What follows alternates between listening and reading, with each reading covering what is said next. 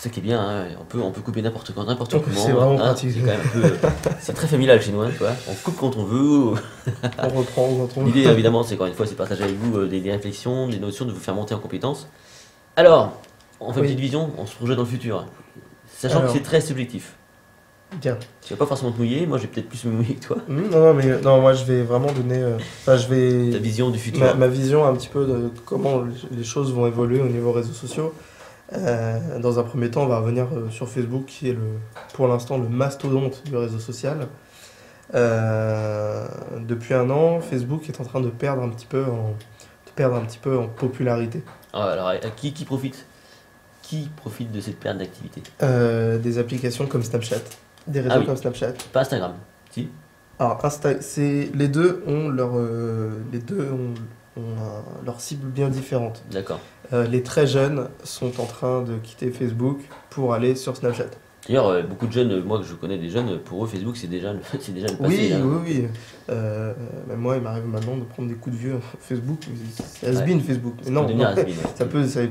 Pour certains, ça peut devenir has-been. Surtout que ça n'a pas bien évolué. Enfin, moi je trouve que l'interface Facebook, au final, En fait, Facebook, ils ont beaucoup évolué en 2013, dans ces années-là.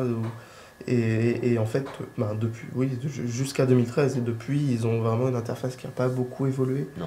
Ils rajoutent des options, sauf qu'au bout d'un moment, ça devient une usine à gaz. C'est-à-dire qu'on peut maintenant se perdre sur Facebook dans toutes les possibilités qui sont offertes. C'est bien et c'est pas bien. Donc maintenant, les jeunes ne voient plus d'intérêt à aller sur Facebook.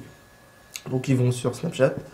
Snapchat qui, depuis leur dernière modification très mal axée, est en train de chuter un petit peu. Ouais. Mais bon, ça c'est c'est... pas là qu'on a vu l'autre jour, je sais pas si j'ai vu passer une information ou je sais plus quel people Si, alors a c'est... fait perdre je sais plus combien de milliards C'est en bourse. Kylie Jenner, je crois, Ouais. qui a critiqué la dernière mise à jour de Snapchat, ce qui était déjà fait par des millions d'utilisateurs. Sauf que le fait que cette personne, Très influente très influente, sur Snapchat. critique, ça a fait perdre des millions d'utilisateurs, des millions de vues d'utilisateurs Donc, il y a quotidiens. une chute en bourse, littéralement, de Snapchat. Ils ont perdu, je crois, 20 milliards. Ouais, sachant que Snapchat, évidemment, De- en bourse, ne vaut absolument rien pour le coup, parce que. Ah bah enfin, sur un claquement de doigts, ça peut... Mm. Donc Facebook est en train un petit peu de perdre un petit peu de force. Maintenant, les utilisateurs Facebook, ils sont principalement pour utiliser Messenger, Ouais. comme les Espagnols utilisent WhatsApp. Sinon, ça va sur du contenu beaucoup plus qualitatif, comme Instagram, Twitter, aussi Twitter qui commence à avoir un peu plus de force qu'avant. Et puis Snapchat, bon, Snapchat voilà, ça donne ce que c'est en train de donner. Snapchat, je sais pas ce que ça va donner avec le temps. Je pense qu'il s'il ne redresse pas la barre très vite, je pense que ça peut vite disparaître. Ouais. Un réseau est maintenant aussi vite arrivé qu'aussi vite reparti. On l'a vu, hein, on a vu MySpace à l'époque, je sais pas si c'était connu. MySpace, MSN qui a été tué littéralement par Facebook. Donc voilà, ils ont tous des choix stratégiques à faire. Facebook, ils partent sur l'écosystème autosuffisant. Ça marche, mais ils sont en train de perdre un petit peu de course. Instagram sont sur du qualitatif. Alors, c'est quand même Facebook, Instagram, mais paradoxalement, ça fonctionne comme Twitter. C'est ça. C'est peut-être l'ouverture qu'aura Facebook à terme, C'est finalement. C'est ça qui va les sauver. C'est tout ce que je leur souhaite, mais en partant comme ça, Facebook perd énormément de vitesse. Ouais. Exactement. Alors, Donc, voilà. Oui. moi j'ai un regard un peu différent. Du coup, ceux qui me suivent depuis longtemps vont peut-être se rappeler ce que j'ai dit il y a peut-être 10 ans, même peut-être plus de 10 ans. C'est que à terme, si vous voulez, toute cette chose, tout ce qui se passe sur le web, finalement, c'était évidemment une ouverture totale pour tout le monde. On devient nous tous, si vous voulez, un peu autonomes. On revient un petit peu, si vous suivez un petit peu l'actualité sur les blockchains, ce qui consiste aussi à supprimer les intermédiaires. Moi, je vois tout ça un peu ce qui se met en lien. On va de plus en plus aller vers l'information directe vers le consommateur ou enfin, on va dire, chacun pourra vendre ses petits produits directement aux gens, tu vois. On va supprimer tous les intermédiaires. Ça, c'est la première chose. Et j'ai toujours dit qu'effectivement, il fallait toujours miser sur cette notion de transmédia. C'est qu'en gros, vous avez une activité, vous êtes un professionnel. On peut, pourquoi pas aujourd'hui, donc développer une propre petite chaîne de télévision, comme c'est le cas ici. On voit bien qu'on va vers l'image. La plupart des plateformes diffusent maintenant des stories. Oui. Ils vont vers cette notion de vidéo, alors courte ou moins courte, mais YouTube est toujours là, hein, évidemment. YouTube est toujours là. Donc moi, évidemment, j'ai toujours cru à l'image, c'est toujours été un truc qui est évident.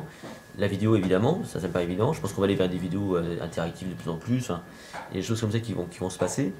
Il ne faut pas perdre de vue un autre truc, c'est cette nouvelle norme qui va arriver qu'on appelle le RGPD. Oui. Alors pourquoi je vous en parle? Parce que tout ça, ça peut aussi avoir des impacts sur toute notre activité. En gros, on voit aujourd'hui que Facebook, Twitter, etc., leur business, c'est la donnée, la data. Oui. Sauf qu'il y a en ce moment une espèce de règle qui apparaît aujourd'hui. On va demander, donc, parce que ça a été pour eux, ça a été fait pour eux, c'est pour eux qu'on a créé ce genre de contraintes. C'est qu'on va donc demander à ce que les gens puissent avoir un regard plus affiné sur leurs données. Ils vont devoir donc valider l'idée qu'on est d'accord qu'ils utilisent nos données. Enfin, vous voyez ce que je veux dire. Donc, toutes ces grands mastodontes qui basent leur business sur la donnée. Moi, je pense à Facebook, pour faire sa publicité, quand même, ils ont collecté énormément de données, oui. Ce qui permet donc de faire ce qu'on appelle du lookalike. Et on va dire un profil type, hein, oui, super. Et ben, on va récupérer toutes les données, etc. Mais moi, Facebook m'a jamais demandé mon avis. Peut-être que donc du coup, on va avoir un truc arriver, je sais pas ce qui va se passer. Alors, mais ça, à un moment donné, ça aura une incidence. Facebook ne t'a jamais explicitement demandé ton avis. Jamais. Mais Facebook, régulièrement, tu reçois des mails comme quoi ils ont mis à jour leur politique leurs conditions d'utilisation, simplement. Ouais. Facebook a la force de pouvoir imposer quoi que ce soit à n'importe qui. C'est vrai que les nouveaux leaders du monde entier aujourd'hui, c'est comme ces gens-là. Hein. Ouais. Facebook, Google, quoi qu'ils mettent dans leurs infos, dans leurs conditions, les gens ils vont accepter. Google a d'ores et déjà le droit de revendre tes informations. Tu l'as accepté. Quand tu te crées un compte Gmail, tu acceptes ta revente d'informations. Quand tu te crées un compte Facebook, tu acceptes la revente d'informations. Sauf qu'avec des conditions générales de 150 pages, c'est noyé dedans. Ouais. Alors, Google a été condamné en France quand même. Hein. Google a été condamné en France, mais ils ont mis ça à jour. Ouais. Tout a été restructuré. Maintenant, il ne reste plus rien. Ouais. Voilà. Donc, après, on va voir comment ça va évoluer. Mais c'est des acteurs. Parce que si Facebook perd en influence, parce que si tu veux, les gens se désintéressent, si tu veux, toi, il y a toute cette notion-là qu'il faut bien comprendre aussi. C'est que pour moi, si tu veux, évidemment, c'est un peu la toute-puissance actuelle. Mais comme toute civilisation, tu vois, les civilisations qui montent et qui descendent, moi j'ai l'impression de voir un petit peu la même chose sur le web, sauf qu'à une vitesse grand V, quoi. Ah bah bien sûr. La civilisation Facebook peut aussi tomber demain. Oui. Tu vois ce que je veux dire? Et quand tu vois les acteurs maintenant comme Facebook, Google, Apple qui sont en haut, ils peuvent, comme MSN et MySpace à une époque, ils sont montés très haut, ils sont descendus très vite. Voilà. Facebook, tous les réseaux actuels sont montés très haut. Ouais. Ils peuvent redescendre très vite. Ils peuvent redescendre très vite. Puis après, il y a des... De mauvais choix stratégiques peuvent les faire retomber très vite. Comme Snapchat. Regardez, moi je pense à Amazon. Amazon fait partie des GAFA. Bon, Amazon est un intermédiaire. D'accord. C'est-à-dire qu'en gros, Amazon va collecter des produits à droite à gauche, vous les revendre, etc. La stratégie de la blockchain, c'est de supprimer tous les intermédiaires. Si vous regardez tout ça aujourd'hui, on peut imaginer qu'Amazon peut être impacté un jour par cette nouvelle façon de penser. Parce que moi j'ai assisté l'autre jour à une conférence sur la blockchain. Bon, il parlait du Bitcoin comme étant on va dire un détail de ce qui se passe, de la révolution qui va arriver. Oui. Et les perspectives du mineur qui est en face de nous. Le mineur, c'est les mecs qui créent qui travaillent sur la blockchain. On les appelle les mineurs parce que c'est un peu comme mineur, un chercheur de trésors là. C'est assez impressionnant et je suis pas sûr qu'on ait vraiment mesuré l'impact que ça va avoir. Et moi je me mets à la place d'intermédiaires aussi bien numériques que Amazon, comme Amazon, hein, parce que des trucs plus physiques qu'on a dans notre coin. Ce qui est intéressant, moi je pense que ça va quand même nous profiter à nous.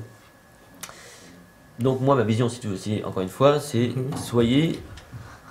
les réseaux sociaux, ne soyez pas, on va dire, esclaves des réseaux sociaux, et sachez les utiliser au contraire, soyez leur maître, hein, un peu comme l'argent est un bon serviteur et un mauvais maître, et ben c'est un petit peu pareil pour moi les réseaux sociaux. Pour moi, il paraît toujours un peu dangereux pour soi, pour son activité, de tout balancer sur un réseau social. Ah oui, c'est très dangereux d'être dépendant d'une plateforme qui peut du jour au lendemain vous coucher, c'est très dangereux. C'est pour ça que moi j'ai toujours dit, vaut mieux soyez la tête de votre entreprise, soyez vous-même le maître de votre entreprise. Et donc les réseaux sociaux, suivez-les, utilisez-les, mais voilà, ne remettez pas tout non plus, tout d'autres. Il faut pas tout reposer sur quelconque réseau. Par exemple, si une société fonctionne uniquement grâce à Snapchat, vu ce que Snapchat est en train de vivre, Voilà. ils vont perdre en crédibilité, ils perdent en vues et en vente du coup. Et pour en revenir à ce que j'ai dit tout à l'heure, mais c'est le même cas, les sociétés qui misaient tout sur Facebook, du jour au lendemain, Facebook a décidé de fermer les pages pour mauvaises pratiques.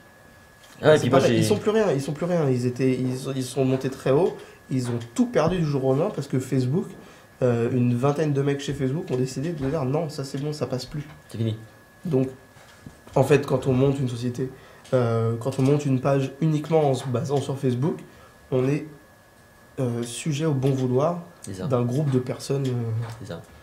Voilà. Exactement. On n'est pas maître, comme je disais tout à l'heure, on n'est pas maître de sa société. Quoi. Moi, j'ai connu une époque sur Google où on acceptait, si vous voulez, on faisait de la publicité de masse.